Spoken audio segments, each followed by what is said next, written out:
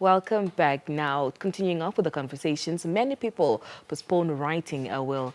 Maybe it's because they don't want such tangible reminders of our morality, or perhaps we view the process as giving up the ownership of our property.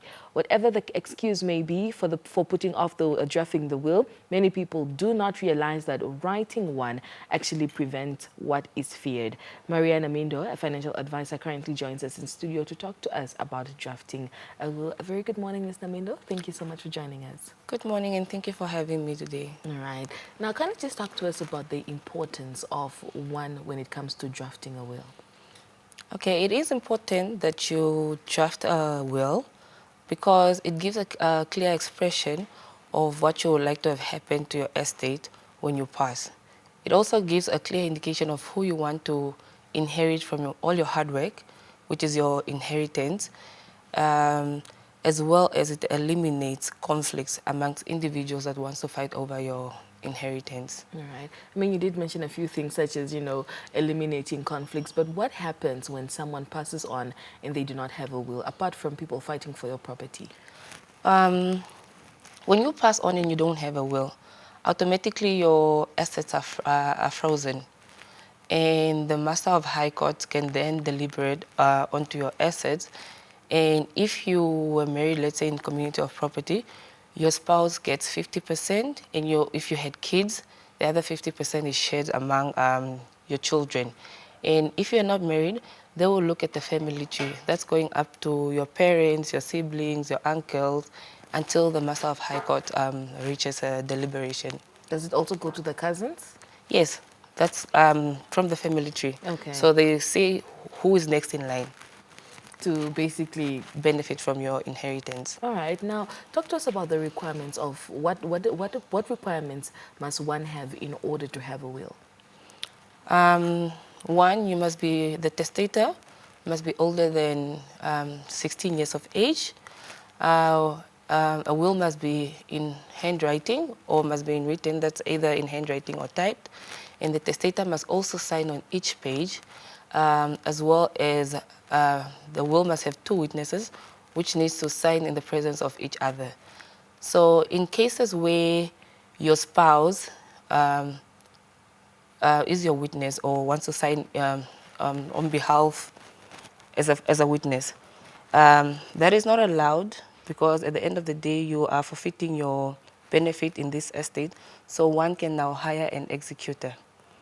Yes. All right. Now, you mentioned that the will can be written in handwriting. Whose handwriting must it be? Must it be mine, the one that wants the will, or the owner of the will, or can it be anybody's handwriting? It should be in the testator. The testator is the individual, the person that owns the estate. Okay. You as the individual, it's your property. So you must write it and you must sign on each page. All right. Now, when we talk about property, people mostly think about, a house and a car. What other property can be included in a will? Basically, that is your wealth assets. It can be money, it can be livestock, it can be your land, your house, which are your real estate, like you mentioned. So basically, those are a couple of things that can be included in a will. Anything that is measured in asset form or in wealth or accumulated stuff that you have worked over time that belongs to you can be included in the Does a phone qualify? definitely Okay. if you deem it as a wealth, yes. All right. Now, what if I'm separated from my spouse and we're separated, but we did not yet get a divorce, and I pass on? What then happens to my will or to my property, basically?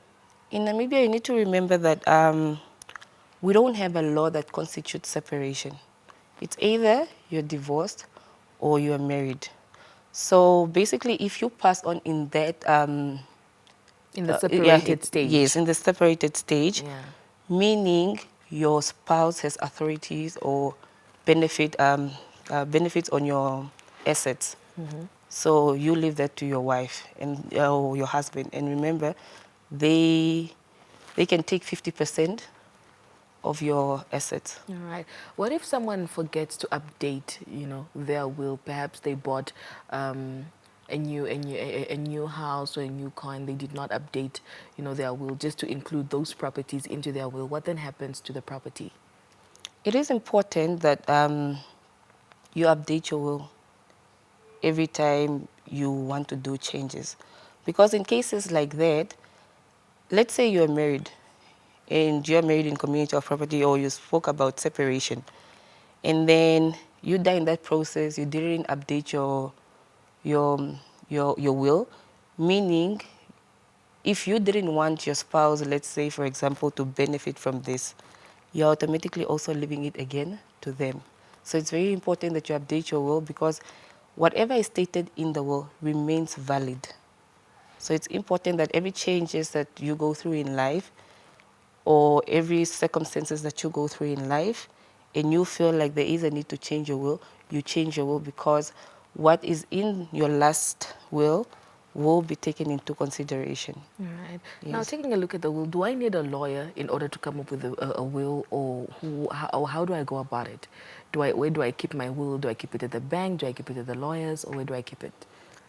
You can also go to the lawyers, but remember they charge also a fee.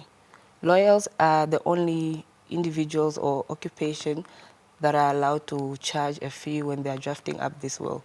As well as you can also come to us as financial advisors. We do draft wills with you, obviously, and that is for free. Okay, and you can't keep it anywhere else apart from the lawyers and the financial advisors? Uh, I mean, those are the people that draft the will.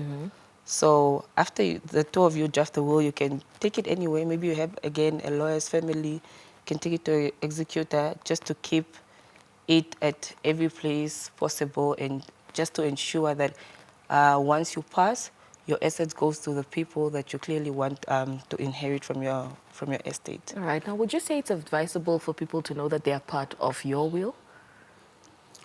Um, that is a bit tricky and confidential, Okay. because in today's world, you never know. So depending on you as an individual, if you deem that as important that you need to alert people, or you need to tell them that they are part of the will, be it. But again, once you pass on, since you are part of an estate, automatically when you go to Home Affairs, they do a death certificate and all that, and you go to insurance companies and the lawyers, all this information will be out to say, Maria Namhindo had an estate and had a will, and this is what is stated in the will. So automatically that information is already out since it's documented. All these will keepers, they document it until that certain time.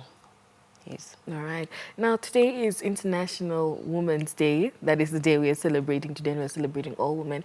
Is there perhaps a message that you'd like to give to all our viewers this morning? Yes. I'd like to tell every woman out there that people oftenly don't see how strong or spontaneous we are. However, it is important to remember that we are like a tea bag. You only get to realize that once you're put in hot water. And we must remember that failure is not the end of the world. It might be a stepping stone onto a greater path. So go out and be great. We're beautiful and we're women. Well, happy International Day to you, Ms. Happy Namhindo. International Day to you too. Thank you. All right. Financial advisor Maria Namhindo talking to us this morning on a drafting and will, and also just wishing us a very happy International Women's Day.